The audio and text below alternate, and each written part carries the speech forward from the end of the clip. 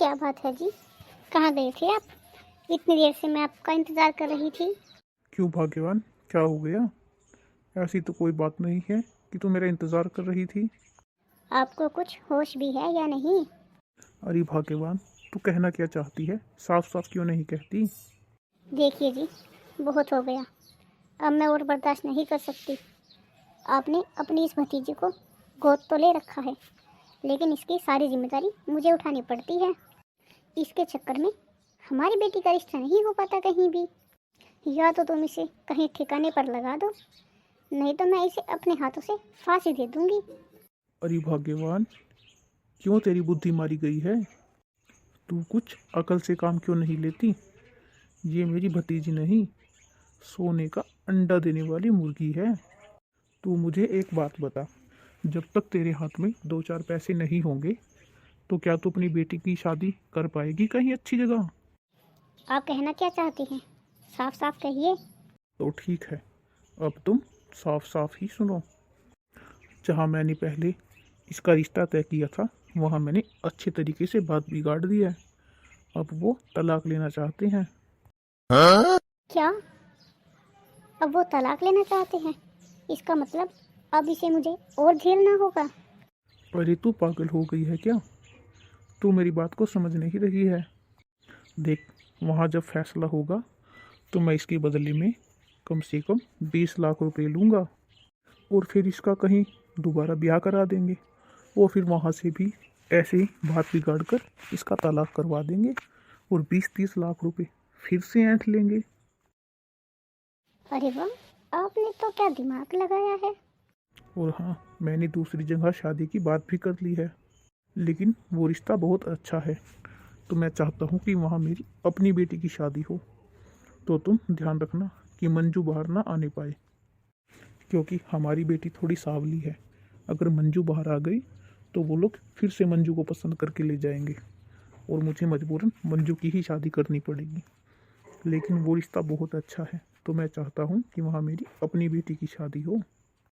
अरे आप चिंता मत कीजिए, मैं मंजू को बिल्कुल भी बाहर नहीं आने दूंगी। आखिर ये मेरी बेटी का सवाल है। अच्छा ठीक है, अब मैं खेत पर जाता हूँ, कल देखते हैं क्या होता है। मेरी बेटी के साथ साथ इस मनहूस का भी यहाँ से पत्ता कट जाए तो मेरी जिंदगी स्वर्ग में आ जाएगी। अरे भाग्यवान, इतनी देर लगाती हो तुम?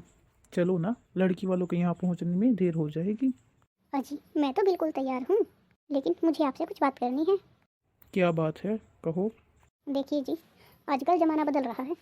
लड़की देखने के लिए अब लड़के भी साथ में जाते हैं, और हमारा रोहन भी जिद कर रहा है साथ में जाने की।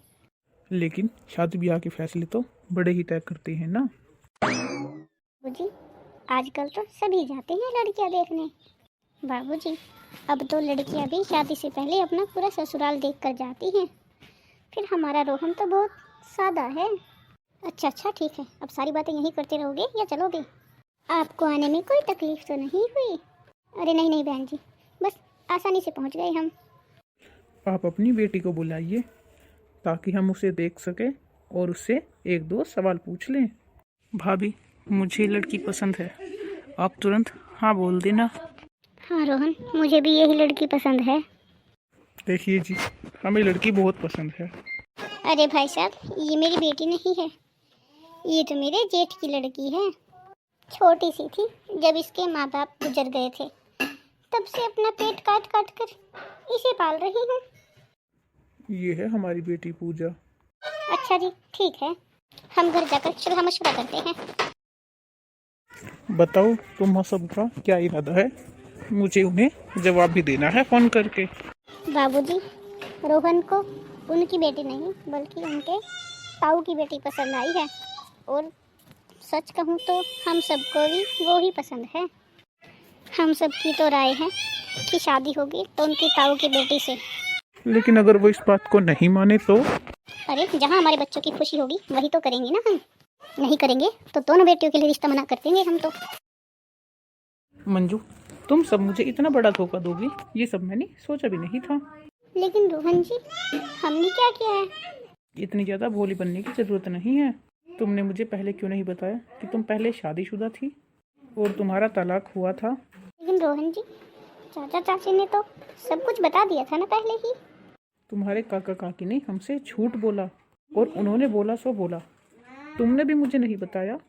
रोहन जी, मैंने तो इसीलिए नहीं बताया, मुझे लगता था कि आप सबको सब कुछ पहले से ही मालूम है। और फिर एक औरत क्या अपनी ऐसी बातें बताते हुए अच्छी लगती है। मुझे तुमसे कोई बात नहीं करनी है। अब मुझे भी तुमसे तलाक चाहिए। लेकिन इसमें मेरा क्या कसूर है? गलती तो मेरे चाचा चाची ने की है। हाँ रोहन, ये बिल्कुल सही कह रही है। ये सब चालें इसकी चाचा चाची की ही थी। वो तो हर जगह पर ही ऐसा करते हैं। इसकी शादी करा देते हैं और फिर लड़ झगड़ कर इसका तलाक करवा देते हैं और बदले में पैसे ऐंठ लेते हैं। हे भगवान, ऐसे चाचा चाची भी किसी को ना मिले।